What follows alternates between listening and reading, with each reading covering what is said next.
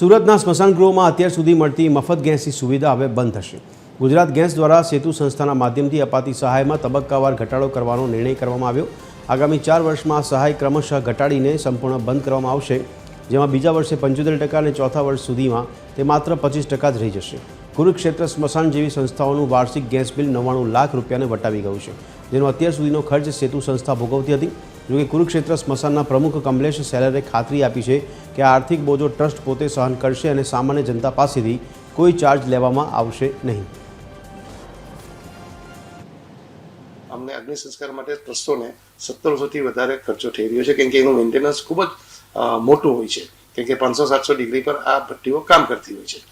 તો જે રીતે સેતુ કંપની ગેસનું બિલ આપે છે તે રીતે મેન્ટેનન્સ આપવું ગયું છે. એમ કરીને ટોટલ 4500 રૂપિયાની નજીક એક અગ્નિ સંસ્કાર થતો હોય છે. પણ પર્યાવરણ દિશામાં ટ્રસ્ટો કામ કરે, આપણે આવનારી પેઢી માટે કામ કરવું છે તે જોઈને વિનામૂલ્યે પરંપરા જે ટ્રસ્ટની રહી છે અગ્નિ સંસ્કારની તે અમે જાળવી રાખી છે.